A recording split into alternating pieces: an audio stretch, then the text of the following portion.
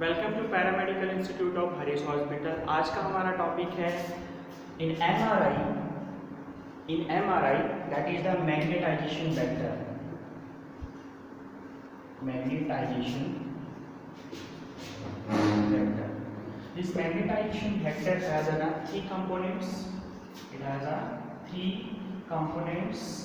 That first one is that longitudinal vector, second is the equilibrium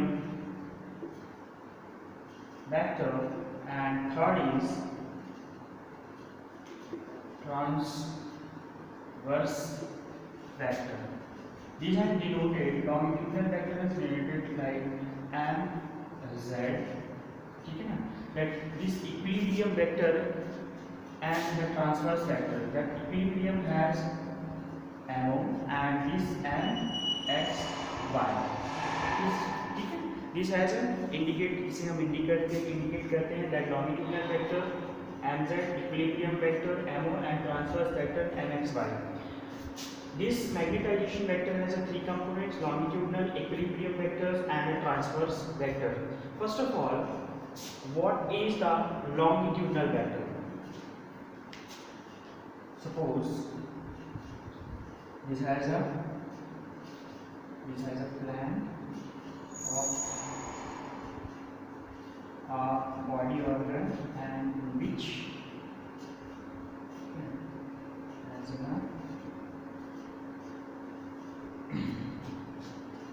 so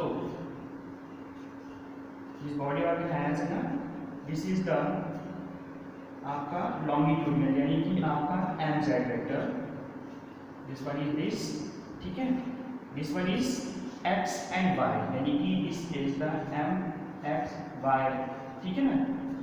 and what about this thing, कौन सा, equilibrium vector. This m z यानी कि longitudinal vectors एक ऐसा condition में आएगा that will be the equivalent to that the equilibrium, ठीक है ना, इक्विलिब्रियम वेक्टर बन जाए। वो कंडीशंस क्या होता है आपका, तो दिस लॉन्गिट्यूडनल्स जो आपका वेक्टर है at the time of condition जो क्या होगा आपका इक्विलिब्रियम वेक्टर में कन्वर्ट होगा, एंड दिस इज द आपका xy, it means I can write down this x, this is the x and this is the y, clear. तो this is the three components, longitudinal vector, conditions which is comes and it become the equilibrium vectors। एक आपका देखिए, इससे पहले हमने proton और आपके magnetic field के बारे में स्टडी किए थे, जिसमें हमने 2 लेवल्स पढ़े थे, आपका एक high energy level and that is another one is the low energy level.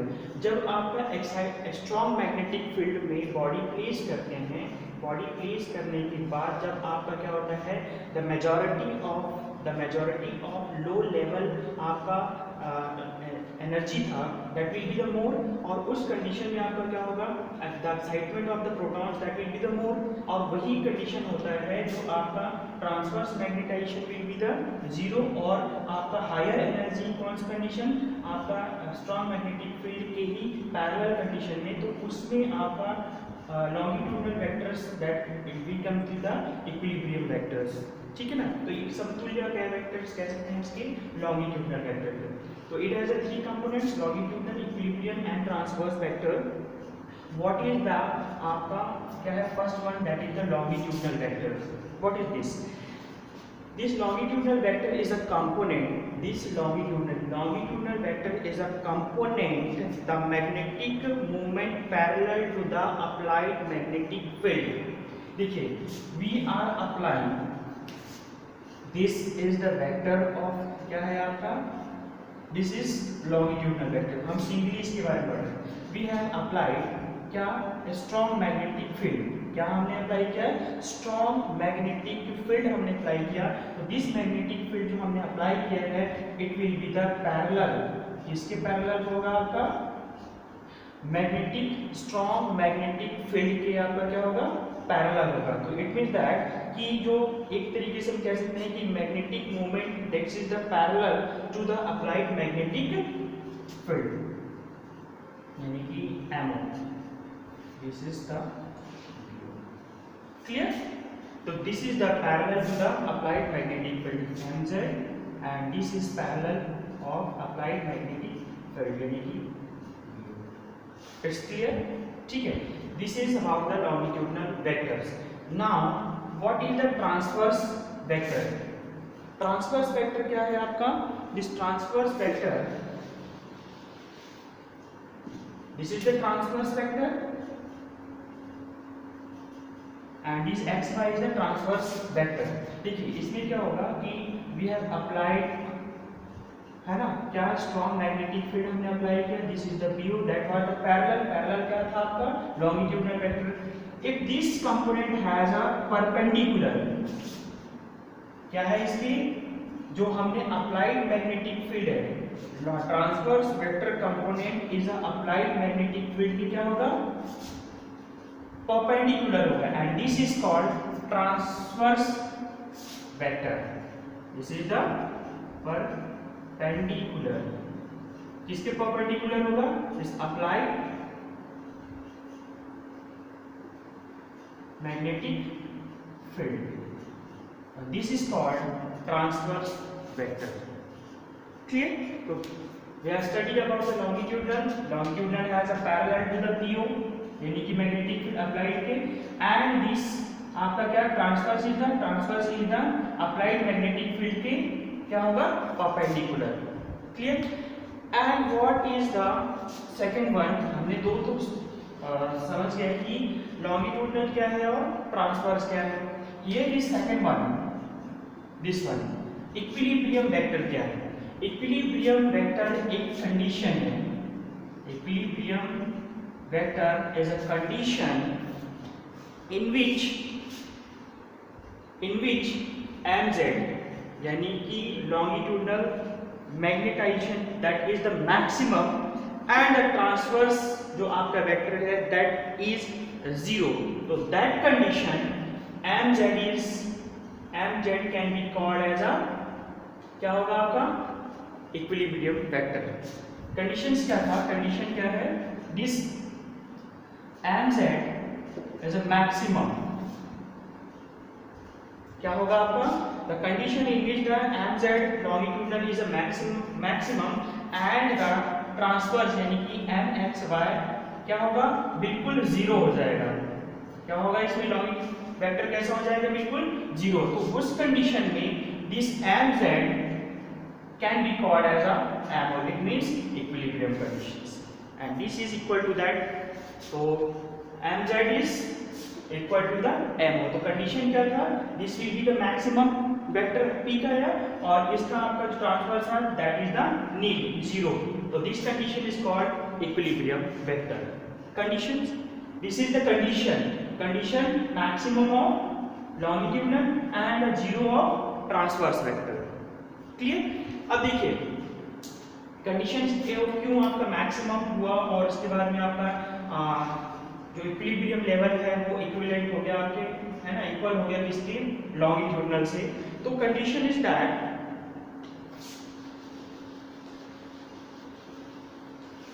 जब मैग्नेटिक फील्ड हम अप्लाई करते हैं, ठीक है ना, जब मैग्नेटिक जो हम किसी बॉडी को प्लेस करते हैं, बॉडी प्लेस करते हैं स्ट्रॉन्ग मैग्नेटिक, है ना, मैग्नेट पे, तो मैग्नेट पे क्या होगा आपका?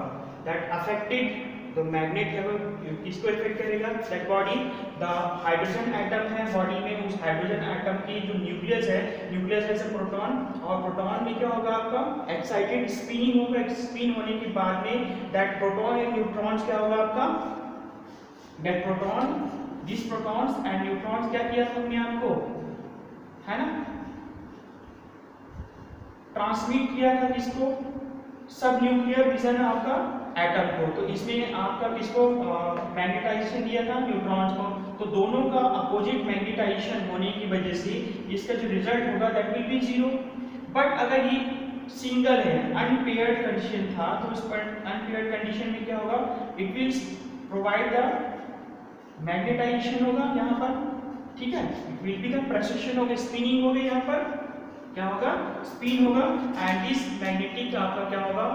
आप दिस हमारे बॉडी में hydrogen, proton, hydrogen, phosphorus, like हमारे क्या होता है केमिकल कंपोनेंट्स होते हैं जो इस तरीके से आपके इमेज यानी कि मैग्नेटिक आपकी इमेजेस प्रोवाइड करने में हेल्प करता है आपके एमआरआई में। क्लियर? सो आपका जो मैग्नेटाइजेशन वेक्टर है इसमें हम समझ कर रहे थे कि एट इक्विलिब्रियम कंडीशंस की बात कर रहे थे। तो equilibrium condition vector component is spin oriented. This is the condition, this was an maximum. क्या हुआ था यहाँ पर? मैक्सिमम हुआ था क्या चीज आपका? mz, और इस mz के मैक्सिमम हुआ और ये आपका mxy जो था वो 0 हुआ। तो ये आपका mz था दैट इक्वल था किसके? mo यानी कि इक्विलिब्रियम के। इन दिस कंडीशन जो ट्रांसफर्स जो आपका मैग्नेटाइजेशन वेक्टर्स कंडीशन में आपका जो प्रोटॉन्स था दिस विल बी आपका स्पिन कहाँ हो रहा है? आपका ट्रांसफर्स रीजन पे। कौन से रीजन पे स्पिन हो रहा है? आपके ट्रांसफर रीजन पे। और ये आपका क्या है? रैंडमली ओरिएंटेड है। कैसे ओरिएंटेड है आपका? Randomly, it's not in a current, है ना? रैंडमली है, स्पिनिंग भी रैंडमली हो रही है। तो इसमें क्या होगा? रैंडम होने की वजह से ये कैंसिल कर देता है। क्या होगा यहाँ पर? कैंसिल हो जाएगा और इसी वजह से यहाँ पर नेट मैग्नेटाइजेशन भी क्या होगा? आपका 0 हो जाएगा। और नेट मैग्नेटाइजेशन 0 होने के बाद यहाँ आपका ट्रांसफर जो इमेजेस आएंगे, the reason of transfer in mxy that will be the 0 and the higher peak of that is the इसका लॉन्गिट्यूडनल एंड इक्विलिब्रियम का। तो here is the condition 180 degree RF pulse. तो इससे हमें इमेजेस मिलेंगी। That time transverse will be the 0 and the longitudinal will be the highest maximum peak. तो इस condition में हमें इमेजेस मिलेगी। ठीक है ना?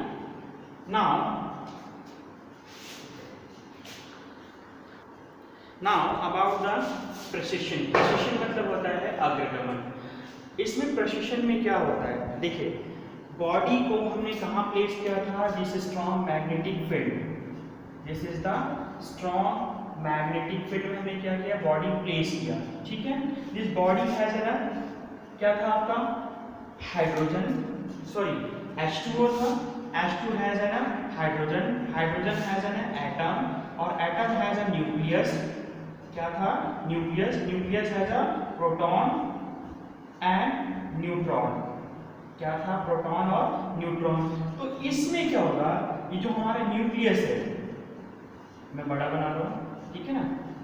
हमारा क्या हुआ? This is the nucleus. Nucleus has a proton, nucleus has a proton, single proton की बात करते हैं हम यहाँ पर। इस प्रोटॉन, अब ये प्रोटॉन है तो प्रोटॉन क्या हुआ था? जैसे ही इसमें एक्सटर्नल मैग्नेटिक फील्ड इसमें लगा, उसके बाद ये क्या करना शुरू हो गया? स्पिन हुआ।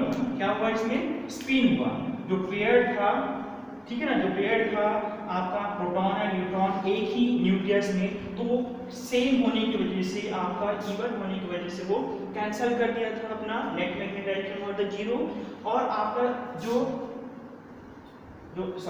पेयर था वो 0 हुआ। अनपेयर था वो क्या हुआ था? नेट, उसमें मैग्नेटाइजेशन जनरेट हुआ। जब मैग्नेटाइजेशन जनरेट होगा तो क्या हुआ था? स्पिन हुआ। It's like a spin. ठीक है ना? जब स्पिन होगा तो प्रेसिशन का मतलब ये है कि सिर्फ इसने एक्सटर्नल मैग्नेटिक फील्ड में आपके न्यूक्लियस की जो प्रोटॉन है वो ना ही सिर्फ स्पिन नहीं होगा, उसमें एक्सटर्नल जो आपका एक्सर्ट्स भी होगा। इसमें क्या होगा? फोर्स भी एक्सर्ट होगा और ये आपके क्या होगा? प्रेसिशन। क्या सा होगा? ये प्रेसिशन, यानी कि अग्रगमन हुआ पहले तो फर्स्ट ऑफ ऑल। ठीक है? तो प्रेसिशन हुआ इसमें, it undergoes the proton has force, किसमें चला गया? प्रेसिशन में चला गया। तो डायरेक्शन जो था, किसका डायरेक्शन? जो प्रेसिशन का डायरेक्शन था वो डायरेक्शन कैसे हुआ? टिल्ट। द प्रेसिशन कैसे हुआ आपका? टिल्ट। और वो जो रोटेट है around the external magnetic field, this is that external magnetic field and here is the आपका है एक्सटर्नल मैग्नेटिक फील्ड में फ्लक्स। तो दिस हैज प्रेसिशन हैज,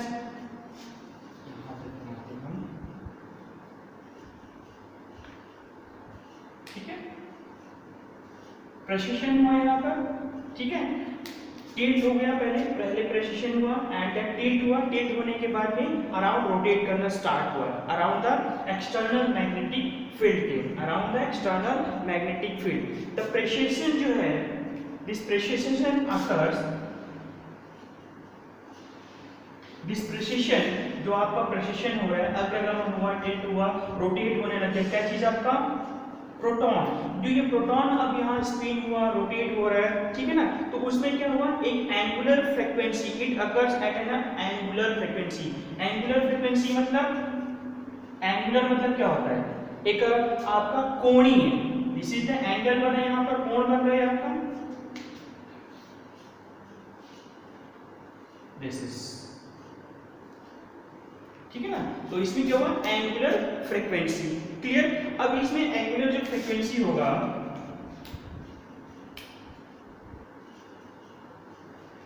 ठीक है, स्पिन हुआ, स्पिन होने के बाद एंगल रोटेट किया, अकर्स लाइक अकर, इसमें किस तरीके से हो रहा है आपका एंगुलर फ्रीक्वेंसी। अब इसमें एंगुलर फ्रीक्वेंसी हुआ, angular frequency that is proportional to external magnetic field strength. जितना आपका एक्सटर्नल मैग्नेटिक फील्ड की स्ट्रेंथ होगी उतनी ही इसमें क्या होगा, एंगुलर फ्रीक्वेंसी अकर होगा, यानी कि होगा इसमें। और ये आपका जो आपका प्रोटॉन है, प्रोटॉन स्पिन हुआ, स्पिन होने के बाद ये स्पिन सिर्फ नहीं होगा, इसमें फोर्स भी एक्सर्ट होगी, फोर्स एक्सर्ट होगा तो क्या होगा, टिल्ट होगा, टिल्ट होने के बाद रोटेशन होगा, and this is the called precession, ठीक है। और दिस इज द प्रेसिशन, जो प्रेसिशन हुआ, this is an angular frequency. This angular frequency, जितना इसमें एंगुलर फ्रीक्वेंसी बन रहा है, that is proportional to the external magnetic field. जितना एक्सटर्नल मैग्नेटिक फील्ड आप उसमें अप्लाई होगा उतने ही उसमें एंगुलर फ्रीक्वेंसी बनेगी उस मैग्नेटिक फील्ड पर, क्लियर। तो लार्मर फ्रीक्वेंसी से समझा जा सकता है, एंड इस Larmor frequency, this Larmor frequency है, उसने क्या दिया था, omega is equal to gamma bo, यानी कि this precision, what is this angular frequency has, जितना आपका इसमें जो मैग्नेट है उसमें आपका एक्सटर्नल मैग्नेटिक फील्ड स्ट्रेंथ जितना होगा, मैग्नेटिक फील्ड स्ट्रेंथ जितना होगा उतने ही आपका क्या होगा, इसमें प्रेसिशन होगा। This is about the precision.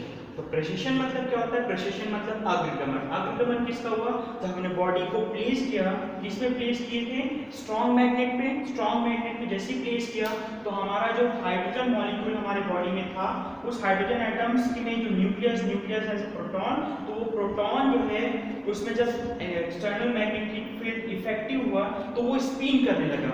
तब स्पिन जब हुआ तो स्पिन जो है, अगर ये पेयर्ड था तो न्यूट्रॉन और प्रोटॉन सब न्यूक्लियर रीजन पर क्या हुआ था, कैंसिल कर दिए थे उसके, और नेट मैग्नेटाइजेशन क्या था, 0 मिला। लेकिन जो पेयर्ड नहीं था, जो अनपेयर्ड था, जिसमें पेयरिंग नहीं था, तो अनपेयर्ड जो आपका क्या था, प्रोटॉन या न्यूट्रॉन, जो कि इस मैग्नेटिक फील्ड में आपके स्पिन हुआ, स्पिन होने के बाद ना इसमें सिर्फ स्पिन होगा, ये इसमें फोर्स भी अप्लाई करेगी, और दैट फोर्स की वजह से अंडरगोस प्रेसिशन, यानी कि अग्रगमन होगा। क्या चीज, आपका प्रोटॉन अग्रगमन हुआ, टिल्ट हुआ, टिल्ट होने के बाद रोटेट हुआ, रोटेट होने के बाद it occurs has an angular frequency बना, कोणीय क्या बना, इसमें आवृत्ति बना। कोणीय जब आवृत्ति बना उसके बाद में ये कोणीय आवृत्ति कितना होगा, जितना आपने इसमें एक्सटर्नल मैग्नेटिक फील्ड जितना स्ट्रॉन्ग होगा, स्ट्रेंथ होगा, उतनी इसमें कोणीय वृत्ति होगा, क्लियर। और इस आपके एंगुलर जो frequency external magnetic field strength पे था, एंड दिस इज डिटेक्टेड। अब ये अग्रगमन हुआ, अग्रगमन होने के बाद जो इसमें कॉइल लगा होता है, ठीक है ना, क्या लगा होता है इसमें, कॉइल, जिसको बोलते हैं हम डिटेक्टिंग कॉइल। और वो डिटेक्टिंग कॉइल जो आपका जो यहाँ पर प्रोटॉन है, जिसमें आपका इंटीग्रल जो गैर पूर्णांक, ठीक है ना, नॉन इंटीग्रल जो गैर पूर्णांक जो प्रोटॉन था, वो जो इमेज फॉर्मेशन में हेल्प कर रहा था, that will be detected by the, किसके द्वारा डिटेक्ट करेगा वो, आपके यहाँ पर डिटेक्टर जो इक्विपमेंट इस्तेमाल करते हैं, क्लियर। तो this is about the precision, ठीक है, कैसे होता है, किसमें, प्रोटॉन।